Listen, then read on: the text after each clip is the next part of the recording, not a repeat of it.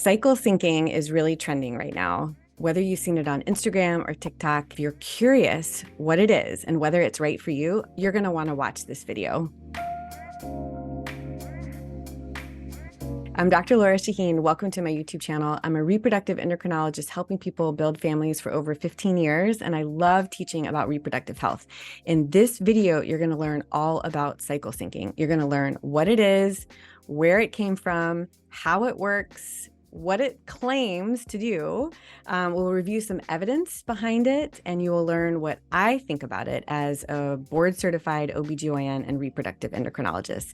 So stick around, you're gonna learn a lot. If this is the first time finding this channel, welcome. You are gonna learn so much. And if you're returning, welcome back. I'm so glad you're here. So first of all, what is cycle syncing? I thought it was when people talk about how they're living with other women, like roommates or family members, people start having menstrual cycles, it seems like at the same time, but that's actually not it. That is not what cycle syncing is. Cycle syncing is changing your lifestyle, your exercise, your nutrition, your activity levels based on the different phases of your menstrual cycle. So what's the origin of cycle syncing? Well, from my research, what I can figure out is it comes from a book called The Woman Code that was published in 2014 by Alyssa Vitti. She's a nutritionist and self-claimed hormone expert who really kind of goes through learning about the menstrual cycle, paying attention to the hormones, and the theory that our energy levels change and that we need to listen to our body, understand our hormones, and change our habits in phase with our menstrual cycle in order to live a better, healthier, happier life. So how does cycle syncing work? Well, first of all, you have to have regular, predictable menstrual cycles in order to follow them and sort of change your lifestyle around them. So this is great for people that are not using hormonal contraception and they're still having regular menstrual cycles about once a month. But if you're taking birth control pills, if you have a hormonal IUD, if you have a long-acting birth control method like Depo-Provera, which is the shot of progesterone every 3 months, then this cycle syncing method is probably not going to work for you. When you get regular bleeds every 4 weeks with an oral contraceptive pill or the patches or the ring, that bleed is just the shedding of the lining that was built up while you were taking the hormones, but your own ovaries are being quiet. They're not making a lot of estrogen. They're not making a lot of progesterone. So you might not have as much of shifts in your needs as someone who is not using hormonal contraception. So I just want to clarify that because I think that can be really confusing for a lot of people. So before we can really understand and talk about cycle syncing, we got to review the menstrual cycle. So here it is. I know this chart can get overwhelming, but I really want you to understand. So there are 4 phases of the menstrual cycle. There's the menstrual phase, the follicular phase, that's kind of leading up to ovulation, the ovulatory phase, it's when the egg gets released from the ovary, and then the luteal phase is the time between ovulation and when the next menstrual period starts. And our hormones are changing throughout this phase and these cycles in order to make this miraculous cycle happen. It is absolutely amazing that we have regular menstrual cycles if you really think about how much communication has to happen. So you'll see on this chart that there's hormones that are listed and how they kind of go up and down throughout the cycle. So the way the menstrual cycle works is our pituitary gland, which is a little gland right underneath our brain, makes follicle stimulating hormone. On this chart, it's called FSH. It kind of builds up through the follicular phase. It's stimulating the selection of the egg and the development of the follicle, which is this little fluid-filled structure in your ovary that holds the egg, and it gets higher and higher closer to ovulation. The ovary is responding to this follicle stimulating hormone by slowly making more and more estrogen. And the estrogen, its peak in the middle of your cycle, right around ovulation. And then when the estrogen level is its highest, actually, the pituitary gland sends out another hormone called luteinizing hormone, or LH, And that is what signals ovulation. So if you're doing ovulation predictor kits and you're peeing on a stick, when that stick turns positive, it's testing for that luteinizing hormone that comes out right before you ovulate. I have lots of videos here on ovulation and timing intercourse and optimizing your knowledge of your menstrual cycle in order to try to conceive if that's your goal. So make sure you find those videos for more information on ovulation predictor kits, ovulation, etc. After ovulation, the ovaries are still making a little bit of estrogen, but then they really start making progesterone. And progesterone is the dominant hormone in the luteal phase, or the second half of the menstrual cycle.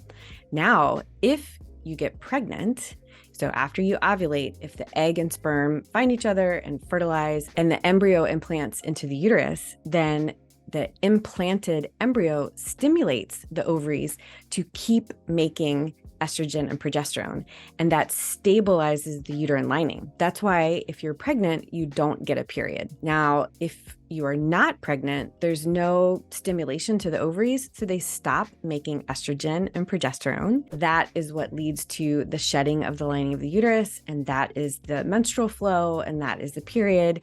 And the first day of your menstrual flow or your menstrual cycle is cycle day 1.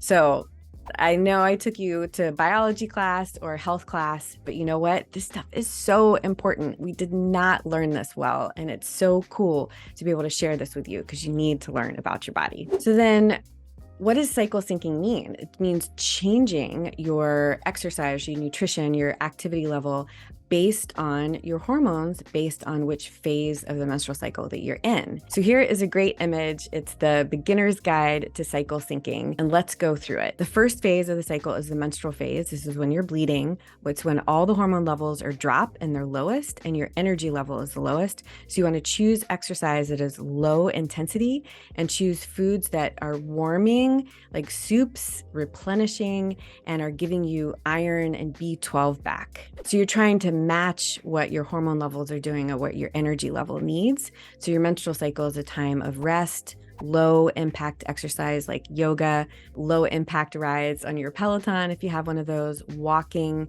and the foods are really nutritious, comfort foods, but also think about replenishing the iron and the B12 that you might be losing in your menstrual cycle. So iron-rich foods, if you're a meat eater, it could be beef. If you're a vegetarian, some great green leafy vegetables that have a lot of iron. For B12, you want to think about lots of fresh fruits and vegetables. Think about beans, lentils. Just really think through wholesome, nourishing food. The second phase of your menstrual cycle, the follicular phase, this is when estrogen and follicle stimulating hormone are rising. We're recruiting the egg that we're going to ovulate. Energy and creativity are getting stronger. They're not at their peak, but this is a great time for more vigorous exercise and some food that is high in protein, leafy greens, and like good fats like avocado. So you can start doing more like hiking and more strenuous exercise, stronger rides on the Peloton if that's what you do, maybe jogging, just a little bit more activity because you're going to start to be getting your energy back. And as far as nutrition and foods, there's so many resources that suggest different things, but just I think in general, nutrient-rich foods, less processed foods, great fats like walnuts and avocados, and just really healthy choices for you. So the third phase of your menstrual cycle is ovulation, and this is when your estrogen peaks and your energy level peaks. So if you want to do high intensity workouts, this is the best time in your cycle. And then for food, you want to support the liver, it says, like with broccoli and spinach and eggs. Interesting. So again, the food recommendations are really different wherever you read, but this is when your energy level is the highest. You can do high intensity workouts like cardio, HIIT, really intense rides, long runs, and then your confidence level is actually at the highest in the middle part of your cycle. Estrogen helps us feel more confident. So if you're able to plan for a presentation or a big kind of due date, and you can plan it around your cycle, this is a great time to kind of have that type of activity. And the last phase, the luteal phase, this is between ovulation and your next menstrual cycle. This is when progesterone levels are rising and they are their highest. Your energy level is starting to drop. You're kind of getting back to the lowest energy phase, which is during your menstrual cycle. Your metabolism is up a little bit. You can still do some exercise, but it might not be as high intensity as around ovulation. And you want to have foods that are rich in vitamin C and things like sweet potatoes and strawberries. So again, lots of different recommendations, but the thought is that you're kind of not doing as intense exercise. You're starting to get towards more of a restful part of your cycle, and then just always think about healthy choices for your food. So what are the claims for cycle syncing? Like, why are people interested in this? What does it claim that it can do? Well, there's lots of claims depending on which post or which blog you read, but some of them include cycle syncing will boost your energy. Cycle syncing will decrease your mood swings throughout your cycle. Cycle syncing will make your workouts more effective. So if you're tailoring your workouts to your hormones and where you are in your cycle, you'll meet your goals, whether your goals are weight loss or strength training. Cycle syncing will decrease your premenstrual symptoms. So all the bloating, headaches, pain with periods, all the things that people kind of talk about and sometimes suffer through if they don't talk to their doctor or their healthcare provider about options. And finally, one claim I've seen a lot about cycle syncing and made me pay attention is that cycle syncing can improve your fertility. So these are some pretty strong claims. So what does the evidence show? I couldn't find any specific studies that were actually trying to evaluate the claims of cycle syncing in particular, but there are several studies that are looking at how moods change with hormones and energy levels change throughout the cycle. So there is some interest in this and some evidence around some of the changes that are talked about. One study did show that poor nutrition, lack of exercise, high caffeine intake, and increased intake of junk food actually resulted in more premenstrual symptoms, like negative premenstrual symptoms. One study out of the Archives of Gynecology did show changes in mood and self-confidence throughout the cycle, that people reported being more self-confident and feeling more energetic in the middle of their cycle around the time of ovulation when their estrogen levels are highest. And they self-reported more anxiety, more sadness, more depression in the luteal phase, that phase when estrogen level is low, progesterone levels are starting to increase, and you're getting ready for your menstrual cycle. Another interesting study that I found, it was out of Sweden, showed that the same exercise routine would result in different outcomes depending on when it was done in the cycle. So the way they did this was they had women do the same high intensity leg exercise just during the first half of the cycle or during the second half of the cycle. And they found that women got stronger if they did it during the first half of the cycle. So I think this is pretty interesting. I mean, there are studies looking at different mood swings and feelings of self-confidence and changes in effectiveness of exercise based on when it's done in the cycle.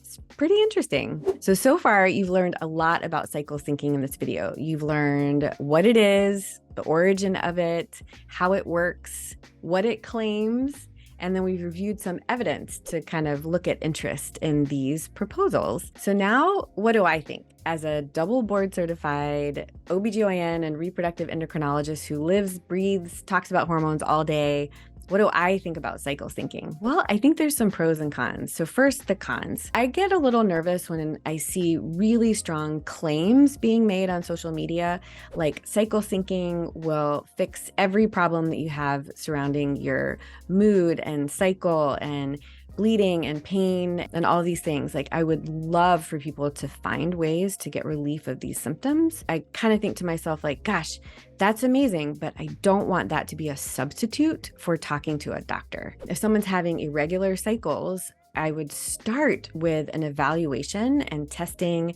for hormones and anatomy checkup and things like that with your doctor, just to make sure you're not missing something. Because a cause of a lot of the things that are talked about in this video could be irregular thyroid, hypothyroidism, hyperthyroidism. Irregular prolactin levels can change your cycles and throw off ovulation. Someone can have painful periods because they have significant endometriosis. That's an inflammatory condition where there's this tissue that's kind of places in your body that it really shouldn't be, and it gets inflamed when you have a period. Or sometimes irregular cycles could be caused by PCOS. PCOS is polycystic ovarian syndrome. It impacts 1 in 10 reproductive age women. It's a hormone imbalance that throws off cycles, causes acne, weight changes, metabolism. So cycle syncing and kind of paying attention to your cycles is really wonderful and great and important, but I just really want people to get the evaluation and get the diagnosis and make sure that everything's okay. I don't want to miss a fibroid that's causing issues or a polyp that could be causing issues. I would recommend getting an evaluation first and kind of focusing on the core issue if it's there. And in addition, maybe add in some cycle syncing. So I just kind of think about that. I think that's one con, maybe really, really strong claims where, quite honestly, people are kind of trying to sell you something like a book or supplements, or that somebody is going to go to cycle syncing before they have a thorough evaluation with their doctor just to make sure everything's okay. Now, that being said, I think there are a lot of pros to cycle syncing. Number one, people are paying attention to their cycle and they're learning. They understand that there are different phases of the cycle. People are seeing charts on the internet and understanding what follicular stimulating hormone is and estrogen levels, and they're getting the why they feel so low and not energetic before they get their period and during their period. The fact that we're just talking about this is not something that we learned in high school health class, or I didn't really get very good education on this in medical school. Now, I went to medical school a long time ago, so hopefully it's better by now. But there's just a really lack of understanding of women's health in general and menstrual cycles in general. So I love that people are learning about this. That is a huge pro. Another pro is that I love that we're recognizing that rest is important. I'm so sick of this hustle culture and it being cool to stay up all night and, to function really well on like 3 hours of sleep. BS. Rest is important. And so if learning that you need rest at different times in your cycle, I think you need it throughout your cycle, but just acknowledging that it's important and it's a part of being healthy, awesome. And then finally, I think it's really great that we're talking about moving our bodies and nutrition and sort of focusing on whole foods and less processed foods.